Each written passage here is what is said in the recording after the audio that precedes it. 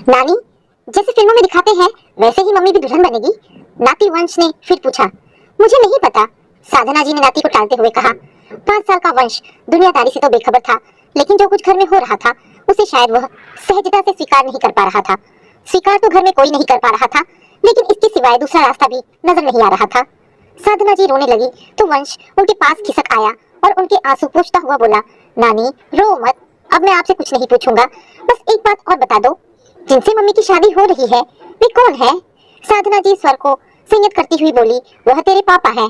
अच्छा, अब papa mummy दोनों के साथ रहूंगा। वंश खुशी से उछल पड़ा तो साधना जी उसका चेहरा देखती रह गई। सुप्रिया अपनी माँ और बेटे की बात बगल के कमरे में बैठी सुन रही थी। उसके हाथ का काम छूट गया और वह पलंग पर निढाल से लेट गई। अतीत की काली परछाइयां जैसे उसके चारों ओर मंडराने लगी थी। 6 साल पहले भी घर में उसकी शादी की तैयारियां चल रही थी। तब सुप्रिया के मन में उत्साह था, आंखों में भविष्य के सुनहरे सपने थे। तब गाजी बाजी के साथ वह आकाश की पत्नी बन अपने ससुराल पहुंची, जहां सभी ने खुले दिल से उसका स्वागत किया था। आकाश अपने माता पिता का इकलौता बेटा था। शादी के दूसरे दिन आकाश के 10-15 दोस्त उन्हें बधाई देने आए थे।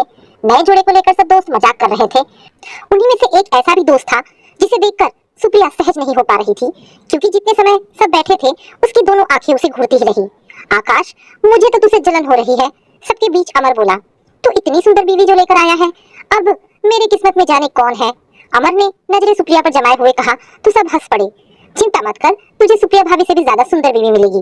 दोस्तों के बीच में से एक दोस्त की आवाज सुनाई दी तो अमर ने नाटकीय अंदाज में अपने दोनों हाथ ऊपर हवा में लहरा दिए। एक बार फिर जोर से हंसी के फव्वारे फूट पड़े।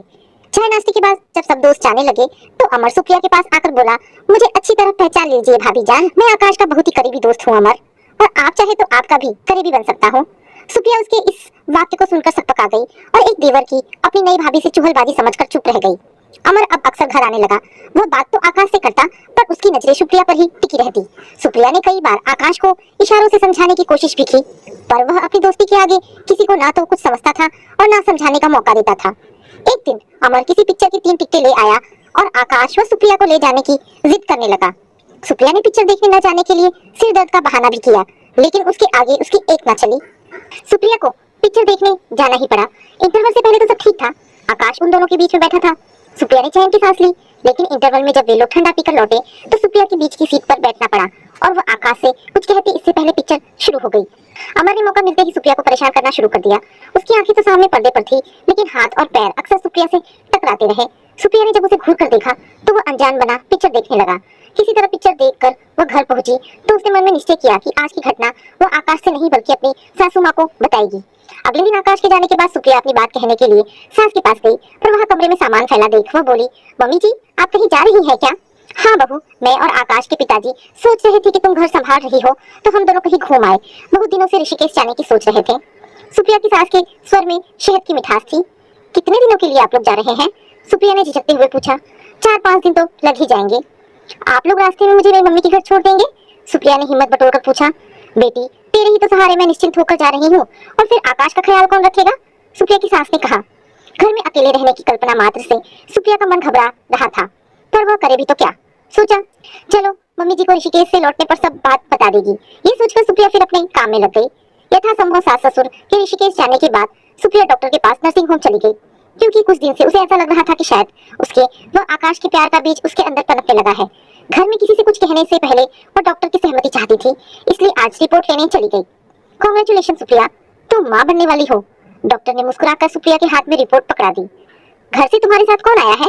थैंक यू डॉक्टर, मैं अकेली आई हूँ। कोई खास बात है तो मुझे बताइए, सुप्रिया ने कहा। नहीं, कुछ खास बात नहीं है, डॉक्टर बोली।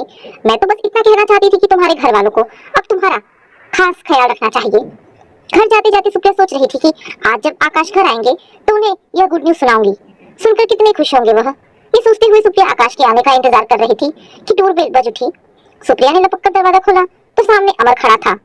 कैसी हो भाभी जान? अमर ने कुटिल हंसी के साथ पूछा। सुप्रिया दरवाजा कसकर पकड़े हुए बोली, मम्मी जी पापा जी घर पर नहीं है, आप फिर कभी आइएगा। लेकिन अमर दरवाजे को ठेलकर जबरदस्ती अंदर घुस आया। मैं जानता हूँ कि वे लोग ऋषिकेश गए हैं, पर तुम मुझे जाने को क्यों कह रही हो? सुप्रिया को सिर से पैर तक घूरते हुए अमर बोला। कितने दिन बाद तो आज यह मौका हाथ लगा है, इसे यूं ही क्यों गंवाने दे? तुम क्या अनाप शनाप बके जा रहे हो? अमर को बीच में टोकते हुए सुप्रिया बोली। तुम्हें शर्म आनी चाहिए, मैं तुम्हारे पक्के दोस्त की पत्नी हूँ। अमर उसकी इस बात पर ठठाकर हंसते हुए बोला। तुम्हें पता है सुप्रिया, आज तक मैंने आकाश की हर चीज शेयर की है, तो बीवी क्यों नहीं? तुम चाहो तो सब हो सकता है और आकाश को कानो कान खबर भी नहीं होगी। तुम अभी की अभी निकल जाओ मेरे घर से। सुप्रिया चीखते हुए बोली, मैं तुम्हें और सहन नहीं कर सकती। आज मैं आकाश को सब सच्चाई बताकर रहूंगी। तुम समझने की कोशिश करो सुप्रिया, तुम्हारे लायक सिर्फ मैं हूँ, आकाश नहीं, जो मुझसे हर बात में उन्नीस ही है। कहते कहते अमर ने सुप्रिया का हाथ पकड़ अपनी तरफ खींचा तो चटाक की आवाज के साथ सुप्रिया ने अमर के गाल पर एक थप्पड़ जड़ दिया।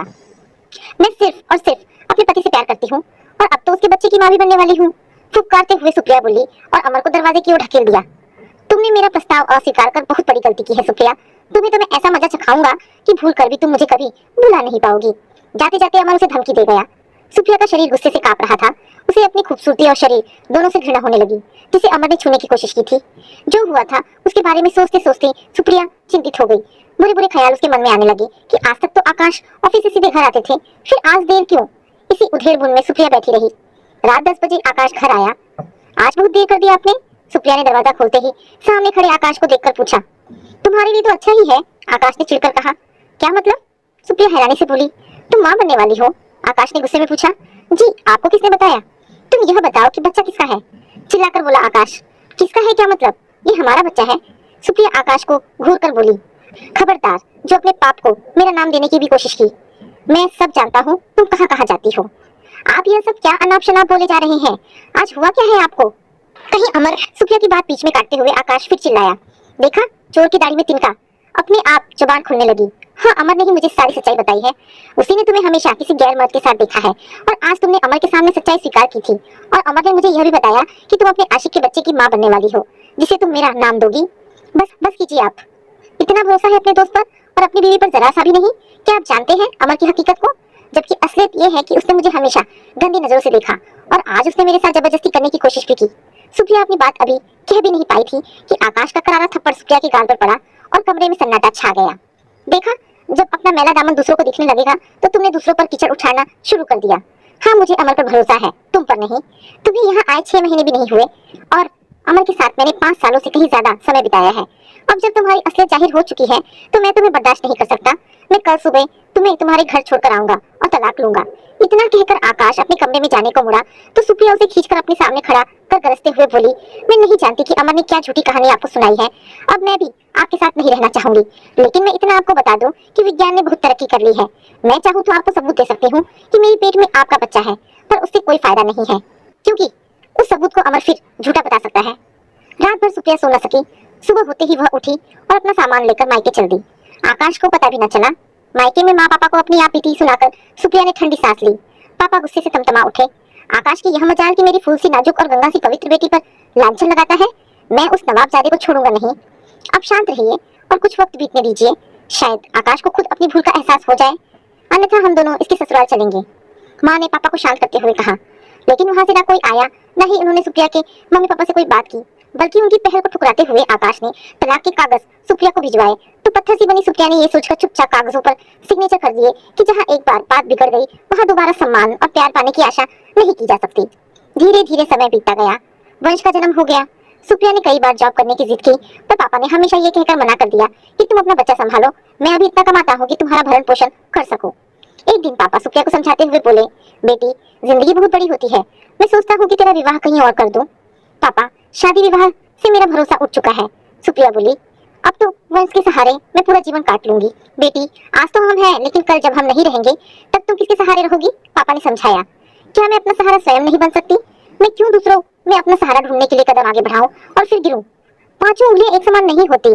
पापा समझाते हुए बोले, जीते जी तुम्हारा सुखी संसार देखने की बहुत इच्छा है, वरना मरकर भी मुझे चैन नहीं मिलेगा। क्या मेरी इतनी सी इच्छा तुम पूरी नहीं करोगी? पापा के इस कातर स्वर से सुप्रिया पिघल गई, पर दृढ़ स्वर में बोली, ठीक है पापा, मैं शादी करूंगी, पर उस इंसान से जो मुझे वंश के साथ अपनाएगा। सुनकर पापा थोड़ा विचलित हुए, पर प्रत्यक्ष में बोले, ठीक है, जिनसे तुम्हारी विवाह की बात चल रही है उनसे मैं तुम्हारी बातें कह दूंगा, पर वंश को हम विवाह के कुछ वक्त बाद भेजेंगे। सुप्रिया बेटी, तुम तैयार नहीं हुई? साधना जी ने कमरे में प्रवेश करते हुए कहा तो सुप्रिया अपनी यादों से वापस लौट आई। बेटी की भीगी भीगी आंख देख साधना जी का मन भी भीग उठा। कोर्ट में रजिस्ट्रार के सामने अर्जुन और सुप्रिया दोनों ने सिग्नेचर किए। अर्जुन के चेहरे पर परिपक्वता थी, फिर भी चेहरे की गरिमा अलग थी। उनका व्यक्तित्व विशिष्ट था। वंश को कुछ दिन बाद भेजने की बात कह पापा रोते बिलखते वंश को लेकर भीतर कमरे में चले गए और अपने घर से विदा हो सुप्रिया एक बार फिर अनजान लोगों के बीच आ गई। अर्जुन की दोनों बेटियां जिया और राशि गुड़ियों जैसी थी। वंश से उम्र में कुछ बड़ी थी, जो जल्दी ही सुप्रिया से घुल मिल गई। 3 महीने बीतते बीतते सुप्रिया ने अर्जुन से कहा, मैं वंश को यहाँ लाना चाहती हूँ। हाँ, इस बारे में हम शाम को बात करेंगे। अर्जुन झिझकते हुए इतना कहकर ऑफिस चले गए। शाम को सब बैठे टीवी देख रहे थे तो अर्जुन की मम्मी बोली, बहू मुझे जल्दी से अब पोते का मुंह दिखाना। वंश भी आपका पोता ही है मम्मी जी। जाने कैसे हिम्मत कर सुप्रिया कह गई। ये सुनते ही अर्जुन और उसकी मम्मी का चेहरा उतर गया। एक पल बाद ही अर्जुन की मम्मी बोली, लेकिन मैं अपने पोते अपने खून की बात कर रही थी बहू। क्या मैं जिया और राशि को अपना नहीं मानती तो फिर वंश को अपनाने में आपको क्या प्रॉब्लम है? सुप्रिया विनम्रता से बोली, बहू मैंने तो शुरू में ही तुम्हारे पापा को मना कर दिया था कि वंश को हम नहीं अपनाएंगे। अर्जुन की मम्मी ने कहा तो सुप्रिया ये सुनकर अवाक रह गई। चलिए मैं मान लेती हूँ कि आपने पापा से ये बात कही होगी जो उन्होंने मुझे नहीं बताई, पर मैं अपने बच्चे के बिना नहीं रह सकती। सुप्रिया ने कहा, देखो बहू मैं इस बारे में सोच भी लेती, पर अब जिंदा मक्खी निगल तो नहीं सकती ना। मुझे सच्चाई का पता चल चुका है, मैं वंश को नहीं अपना सकती। जाने किसका गंदा खून है। मम्मी जी, सुप्रिया ने चिल्लाकर उनकी बात बीच में काट दी। आपको मेरे या वंश के बारे में ऐसी बातें कहने का कोई अधिकार नहीं है। तुम क्या अधिकार दोगी और अपने बारे में क्या सफाई दोगी? अर्जुन की मम्मी तल्ख शब्दों में बोली, तुम्हारे बारे में हमें सब कुछ पता है। मैं सब जानकर भी खामोश हो गई कि चलो इंसान से गलती हो जाती है और वंश कौन सा मेरे घर आएगा, पर अब तुम्हारी यह जिद नहीं चलेगी।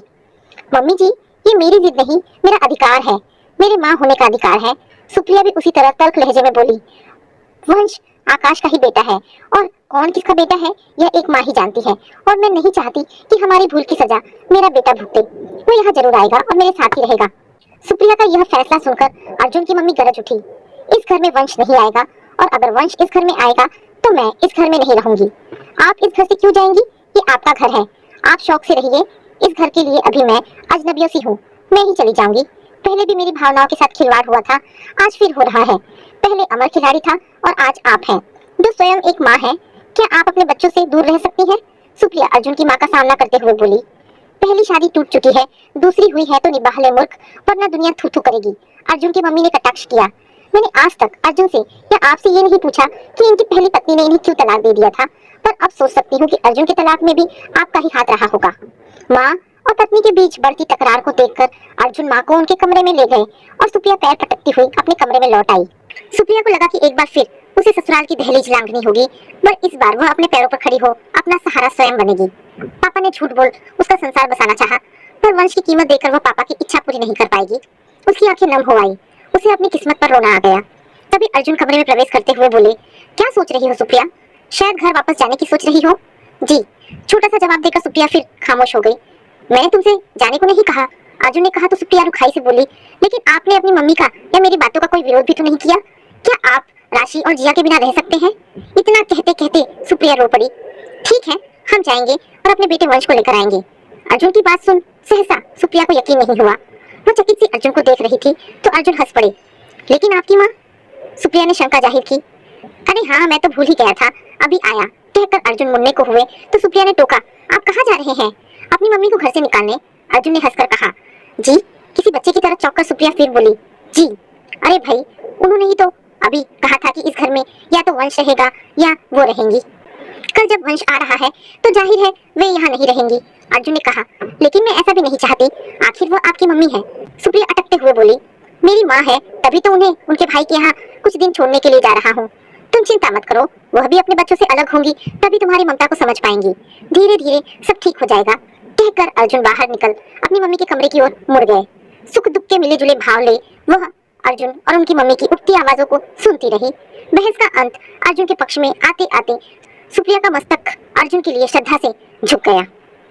तो दोस्तों, ये कहानी यहाँ पर समाप्त होती है। आशा करती हूँ कहानी आपको पसंद आई होगी। अगर कहानी पसंद आई है तो प्लीज इसे लाइक एंड शेयर करें।